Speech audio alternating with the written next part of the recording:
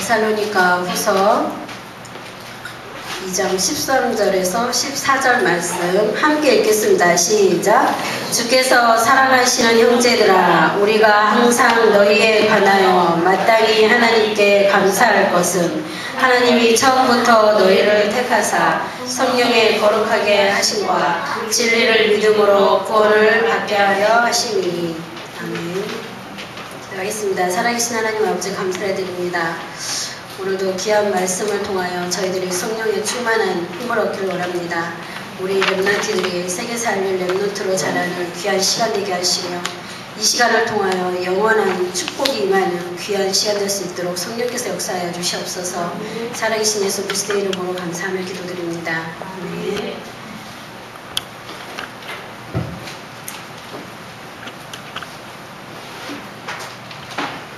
오늘 말씀은 데살로니가예요.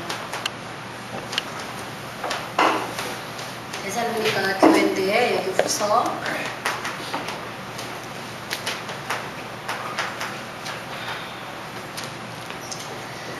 데살로니가 교회에 바울이 편지를 보냈어요. 어떤 편지를 보냈냐면 예수님이 이제 하늘로 부활하셔서 하늘로 올라가신 다음에 곧 오겠다고 하셨거든요. 곧 오겠다고 하니까 성도들이 어떤 생각을 했냐면 예수님이 금방 이제 오시면 뭐 대충 살아도 되지 않냐, 그리고 뭐 열심히 일해, 그냥 대충 살고 이제 곧 이제 천국에 갈 건데 이러면서 나태하게 살았어요. 게으르게 살았어요.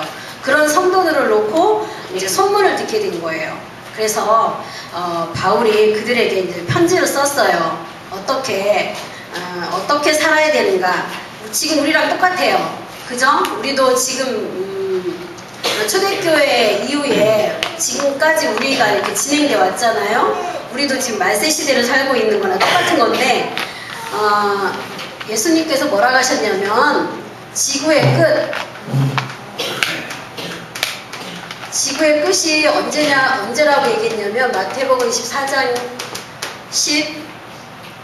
14절에 이 천국 복음이 모든 민족에게 다 증언된 다음에 끝이 온다고 그랬어요.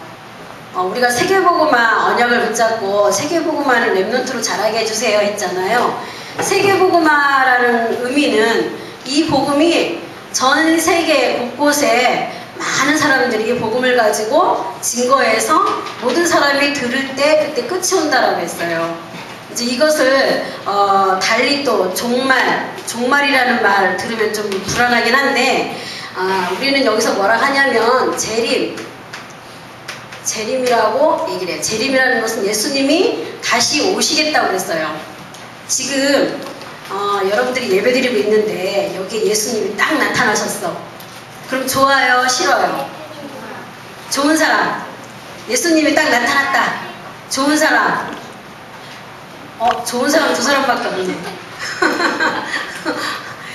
예수님이 오늘 예배드리는 이 시간에 예수님이 딱 재림하셨어. 굉장히 여러분들이 복음 그러면 복음은 복된 소식이잖아요. 복된 소식이 나에게 기쁜 소식이 되고 답이 될 때 그게 복음이라고 했잖아요. 목사님께서. 근데 그 복음의 주인공이신 예수님이 다시 오신다라는 거예요. 그 오시는 것에 대한 말을 이제 재림이라는 말로 여러분들이 이해를 해야 돼요.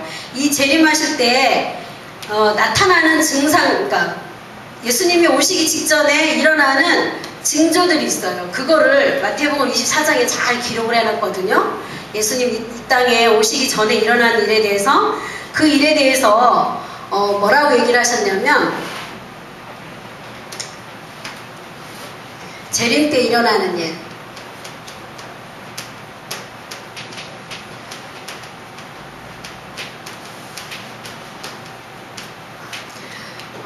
전사님이 이 데살로니가를 준비하면서 참 많은 경험들을 했어요.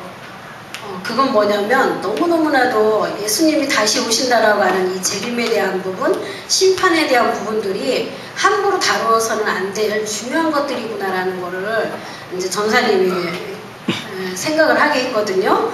처음에 어떤 일이 일어나냐 그러냐면 박해가 있다고 했어요.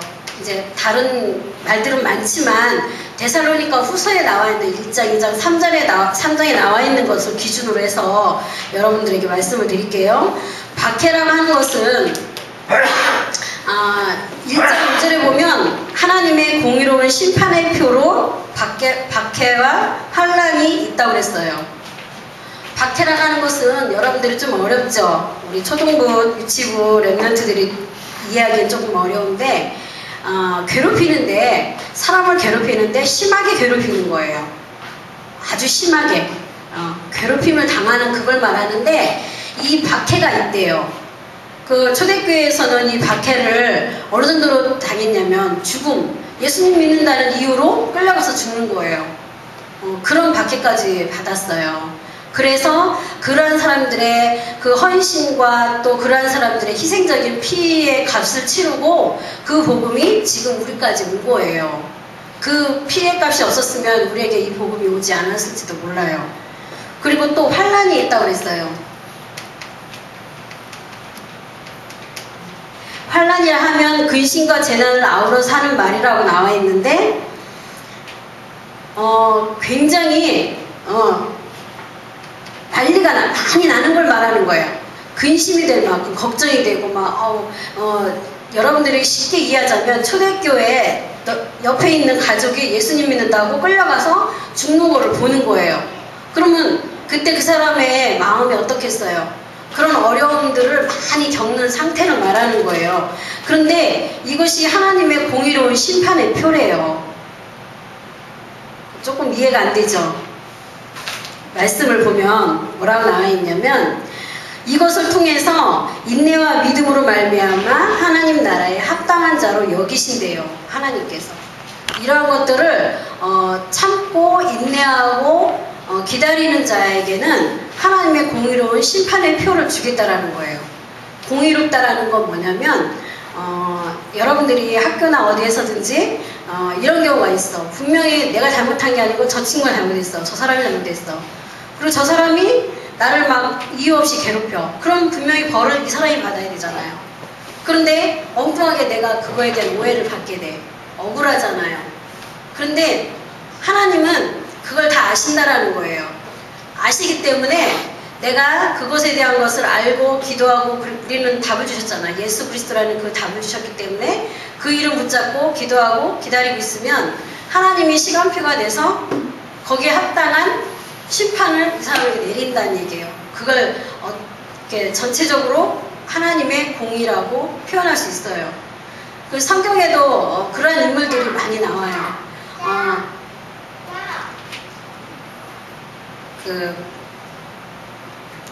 우리가 계속 초대교회 얘기를 하는데, 초대교회에 그 사람들이 그렇게 막 예수님 믿는다는 거 하나만으로 죽임을 당하고 환난과 박해를 당하고 이랬음에도 불구하고 하나님께서 그것을 그냥 두셨다는 말이에요. 그것은 뭐냐면 그 다음을 위해서, 하나님의 공의를 위해서 그렇게 하신 거예요. 그래서 여러분들이, 이제 우리 랩런트들이 이해할 때는 내가 교회에서 헌신하고 또 교회에서 뭐 여러 가지 일을 하고 또 누가 알아주지도 않고 또 누가 잘했다 하지도 않는데도 불구하고 그렇게 하는 것에 대한 것이 나중에 다 이 심판 때가 오면, 심판의 날이 오면 그걸 다 하나님께서 갚으신대요. 안식으로.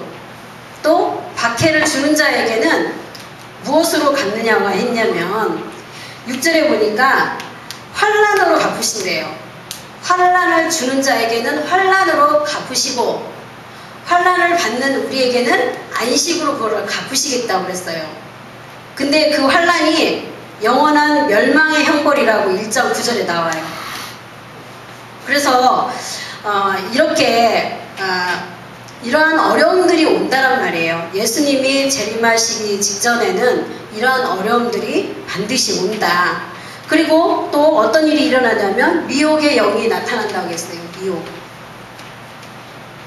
미혹이라 하는 건 뭐냐면 뭔가에 홀려서 정신을 차리지 못하는 상태를 말해요. 뭔가에 홀려. 이유도 없어. 게임이나 뭔가에 도박이나 어찌됐든 중독에 가까운 뭔가에 홀리면은 정신을 못 차리는 거예요. 내가 지금 이상한 길로 가고 있구나라는 것 생각도 못 하는 거예요. 그리고 나는 옳게 가고 있다라고 생각을 하고 가는 거예요. 그런데 그게 뭔가에 홀려서 가는 거예요. 미혹의 상태가 되는 거예요. 그리고 또 배교하는 일이 일어난대요. 배교라는 거는 믿는 교를 배신하는 거. 내가 예수 그리스도를 믿고 다 구원받았다고 감사하고 기뻐했는데 조금 어려우고 예수님 믿는다는 것 때문에 친구들한테 따돌림 당하고 어려움 올 때 나는 예수님 안 믿을래. 어려우니까. 이런 걸 말해요. 그런데 이런 일들이 막 일어난대요. 그 다음에 불법의 사람들이 나타난대요. 불법의 사람이 나타나는데 2장에 보면 2장 3절에 보니까 불법의 사람 곧 멸망의 아들이 나타나기 전에는 그날이 이르지 아니하리니 그는 대적하는 자. 대적이 뭔지 알죠? 막 뒤에 받고 싸우는 거예요. 그는 대적하는 자고 신이라고 불리는 모든 것과 숭배함을 받는 것에 대항하여 그 위에 자기를 높이고 하나님의 성전에 앉아 자기를 하나님이라고 내세우느니라. 어떤 자가 나타나는지 알겠죠? 그런데 이제 이것을 여러분들이 지금의 문화를 하는 걸 가지고 접목을 해서 이해를 하자면 여러분들이 프리메이슨, 뉴에이지, 유대인들에 대한 얘기를 많이 들어요. 그런데 사실상 그들에 대한 문화나 이런 것들은 쉽게 접해지진 않잖아요. 그런데 어떤 자료를 보게 됐는데 거기에 프리메이슨, 뉴에이지의 어떤 배경에 대한 가장 근원적인 데가 어디냐라고 말하는 거에 누가 떠올랐냐면 천주교의 교황이 떠올랐어요. 그러니까 프리메이슨 뉴에이지에 대한 거는 우리가 지금 자꾸 아는데 결과적으로 나중에 내가 하나님과 같이 이렇게 대적자, 이 불법의 사람이라고 하는 이 존재가 딱 드러날 때 최종적으로 나타나는 존재가 천주교의 교황일 가능성이 높다라고 말하는 사람들이 나오기 시작했어요. 그러니까 이러한 배경 속에 여러분들이 조금은 알고 있어야 될 것 같아서 얘기를 해드리는 거고, 이게 정확한 정보는 아니에요. 그런 정보들도 있다라고 말하는 사람들이 있기 때문에 그런 걸 좀 얘기를 해주는 것이고, 이러한 사람들이, 이러한 자가 나타날 때 미혹의 역사와 이러한 사람들이 나타남으로 일어났을 때 어떤 일이 일어나는가에 대한 걸 지금 계속 얘기하고 있어요. 그리고 2장에 11절에 보니까 하나님이 2장 11절에 하나님이 이 미혹의 역사를 그들에게 보내사 거짓 것을 믿게 하심은, 그래요. 미혹의 역사를 누가 보냈다고 했어요, 여기에? 하나님이. 이상하지 않아요? 이러한 일들이 일어나는 이런 일에 대한 것을 누가 줬냐면 하나님이 이렇게 하셨대요. 근데 왜 그렇게 하셨는가를 그 다음에 보니까 2장 12절에 진리를 믿지 않고 불의를 좋아하는 모든 자들로 하여금 심판을 받게 하려 하심이라. 진리를 믿지 않고 불의를 좋아하는 모든 자들에게 심판, 이 심판이라는 것을 놓고 하나님의 미혹의 영을 보내긴대요. 그러면 여기에 속아야 되겠어요? 안 속아야 되겠어요? 우리 렘넌트들은 안 속아야 되죠. 분명히 예수님이 오시기 전에는 이런 일들이 분명히 일어나는데 나는 오직 예수 그리스도로 하나님 자녀로 끝까지 이 믿음을 지키는 그 믿음으로 이렇게 가야 되는 거죠. 그래서 이 미혹의 영웅들이 나타나고 세상에 나타나는 것들에 대한 것도 성경에 나와 있는 그 얘기랑 그것이 사단의 역사라는 것을 여러분들이 사단의 역사이기도 하지만 하나님께서 허락하신 거구나라고 이렇게 여러분들이 이해를 해야 돼요. 그리고 이러한 것들을 통해서 이제 종말론을 얘기하는 사람들이 나왔어요. 이제 종말론. 세상이 끝이 온다라는 이 종말론을 가지고 몇 년, 몇 월, 며칠에 딱 지구가 멸망할 것이다 라고 얘기하는 사람들이 나온 거예요. 그 대표적인 사람이 그 이장님이라고 하는 시한부 종반을 말한 사람이래요. 이분은 1992년도 10월 28일에 휴거가 된다. 휴거는 우리 몸이 들려져서 하늘로 올라간다. 그거를 주장했던 사람이에요.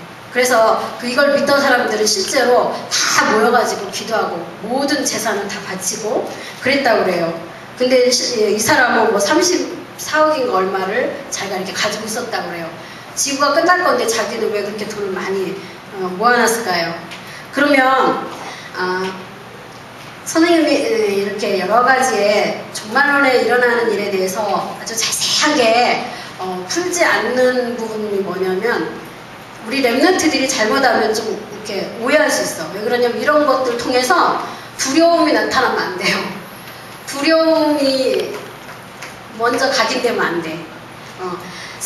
예수님이 오시기 전에 이런 일들이 일어날 건데 이런 일이 일어날 그때 나는 어떻게 신앙생활을 할 것이냐 이게 중요한 거예요.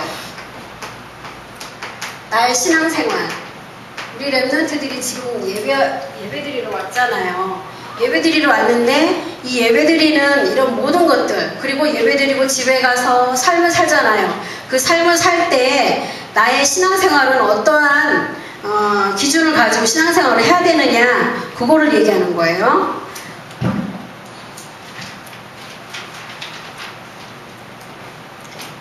우리 여기 보니까 맨 처음에 읽었었어. 1장 1절 5절에서 박해와 한나를 인내와 믿음으로 말미암아 하나님 나라에 합당한 자를 여기신다고 그랬거든요. 인내와 믿음. 인내와 믿음. 인내라는 게 뭔지 알죠? 여러분들 참는 거죠.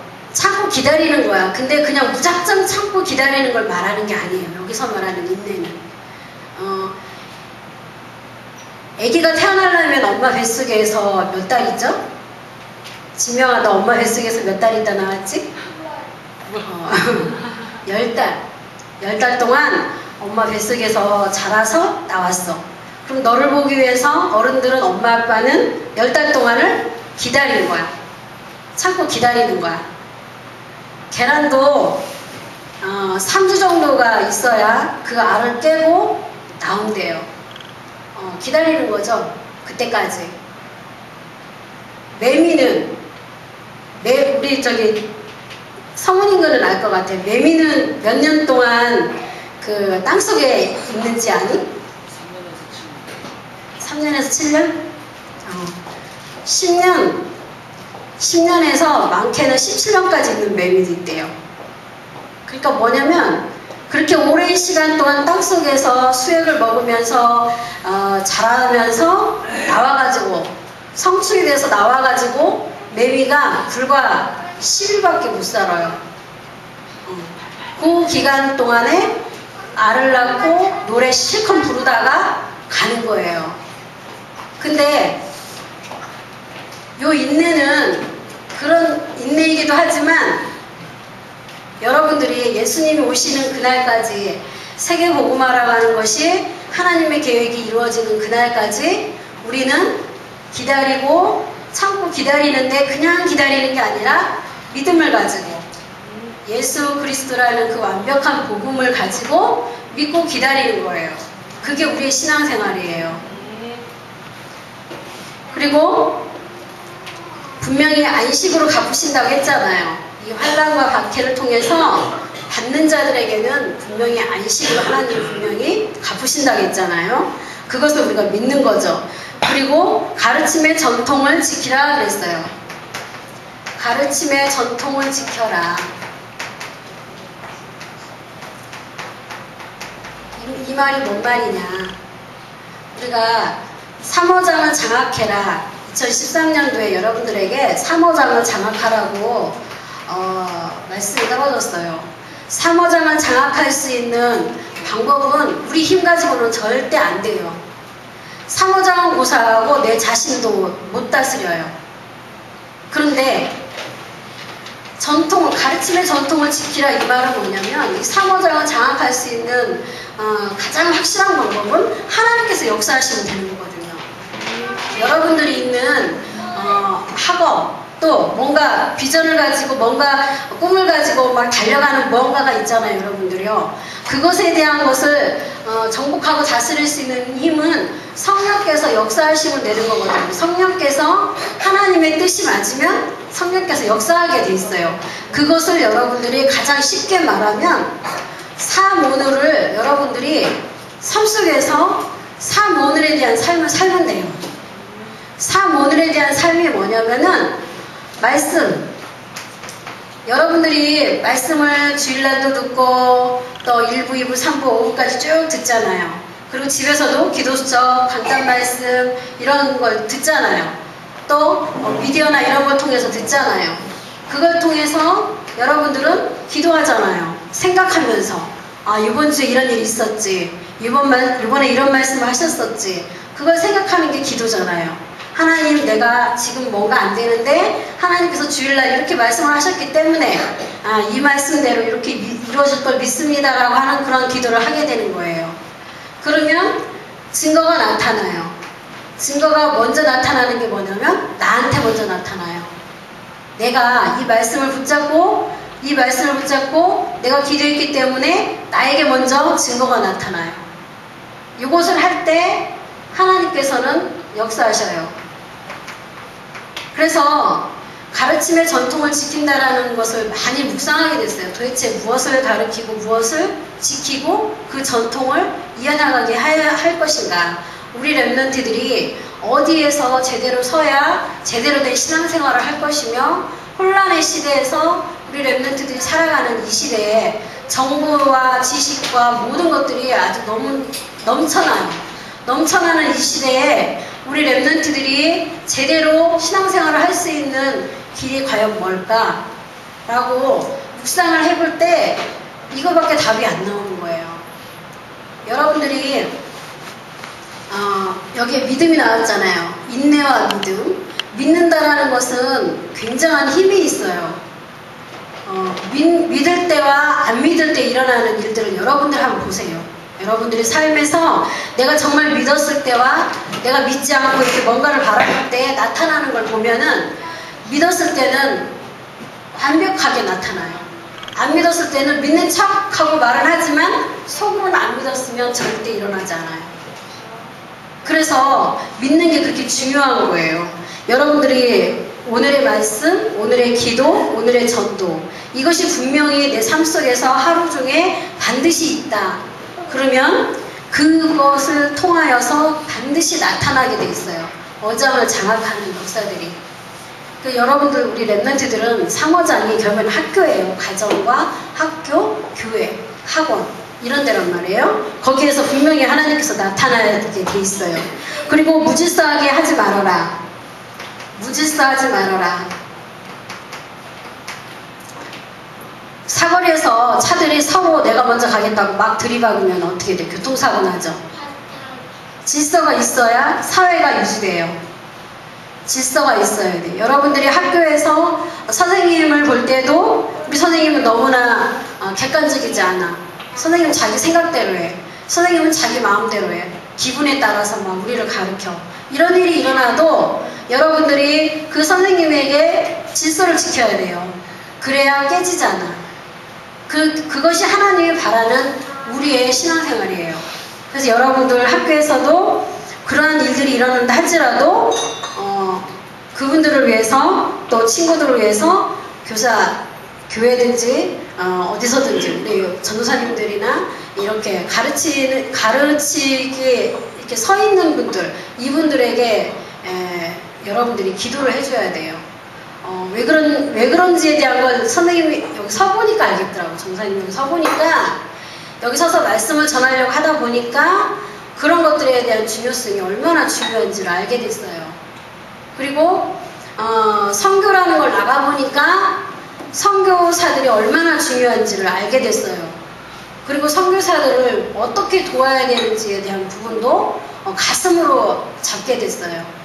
그게 굉장히 중요한데, 우리가 무질서하지 말아라. 여기서도 왜냐면 데살로니가 교회 성도들이 굉장히 나태하고 게으르다고 그랬잖아요. 일하지 않고 뭐 예수님 금방 오실 건데 뭐 나 일 안 하고 그냥 내 맘대로 살을래 이렇게 사니까 무질서하게 지내지 말아라고 얘기를 해주신 건데 그 말씀을 우리 랩런트들은 지금 이 현장에서 제대로 이해를 해야 되죠. 그 다음에 게으르지 말아라. 이 게으름도 우리가 이제 우리 랩런트들은 다 잘 알아. 우리 학업 캠프 하면서 이번에 고등학생은 6시간, 중학생은 7시간 이렇게 자라고 했었죠.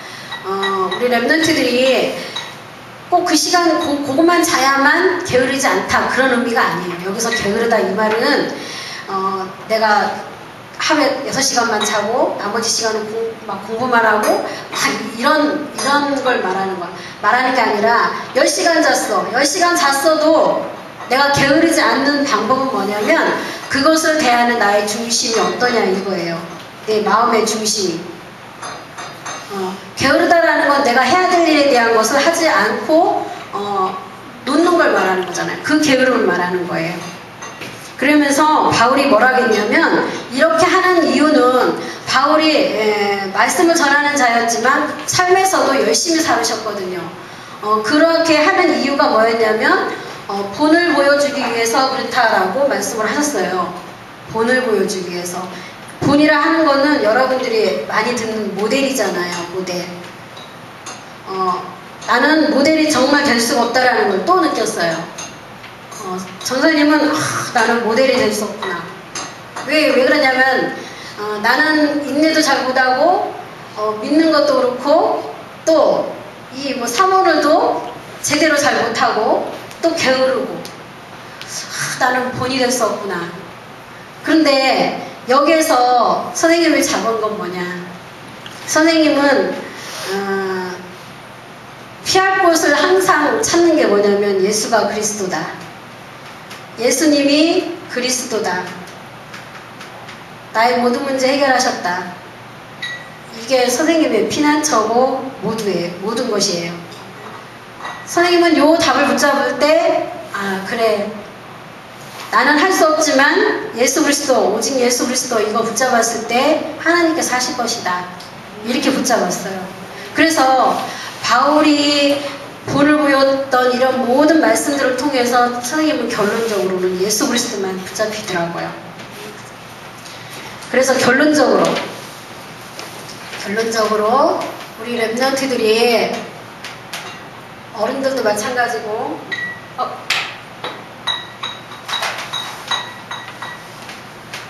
우리 랩런트들은 끝까지 승리를 하나님이 보장해 놓으셨어요. 승리를 보장해 놨기 때문에 반드시 여러분들은 이런 문제들이 와도 이런 거 두려움 속에서 빠지지 않고 하나님께서는 승리할 수 있는 힘을 주셨기 때문에 이것을 여러분들이 믿고 그 다음에 두 번째로 소망, 인내하고 믿음을 가지고 인내하면서 소망을 가지면서 우리가 미래를 보는 거죠. 오늘 말씀을 붙잡고 오늘 힘을 얻고 답을 얻는 이유가 뭐냐? 일주일을 살아야 되거든요. 일주일.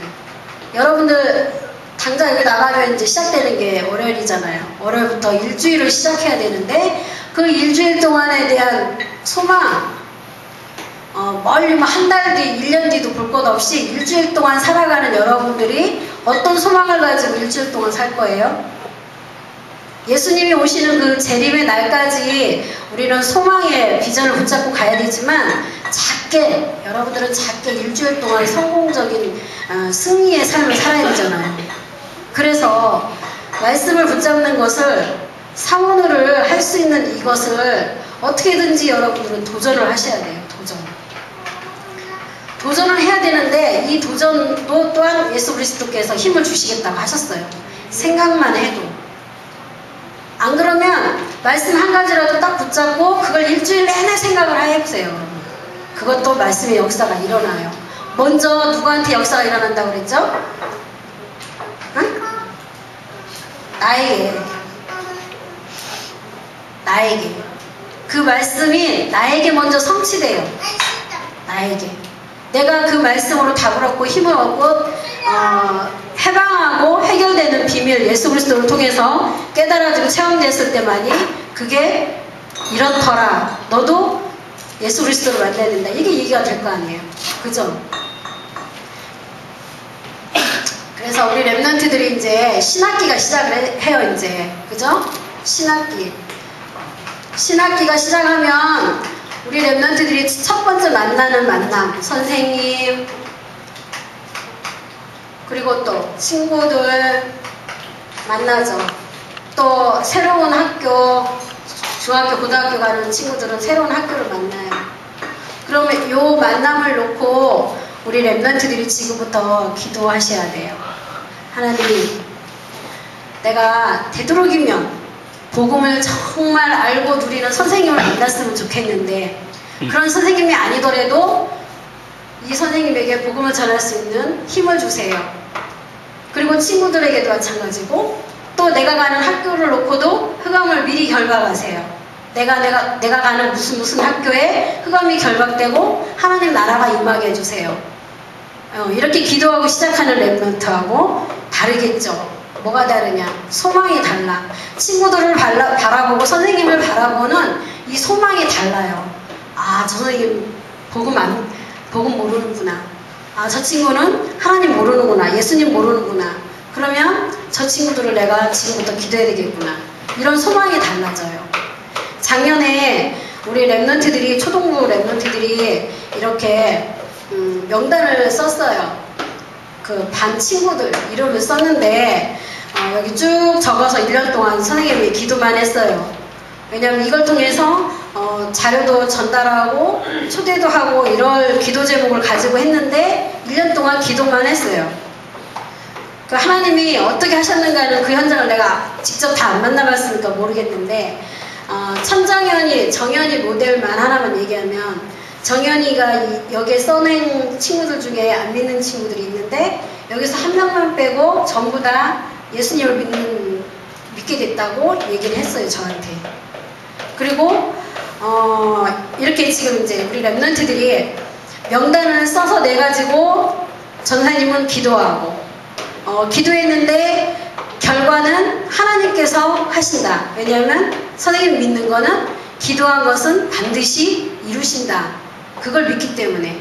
그래서 전사님이 기도한 이 친구들은 분명히 어느 시간표가 되면 분명히 복음을 듣는 날이 올 거예요. 그래서 우리 랩런트들이 학교 가게 되면 제일 먼저 친구들 이름부터 이렇게 쭉 쓰세요.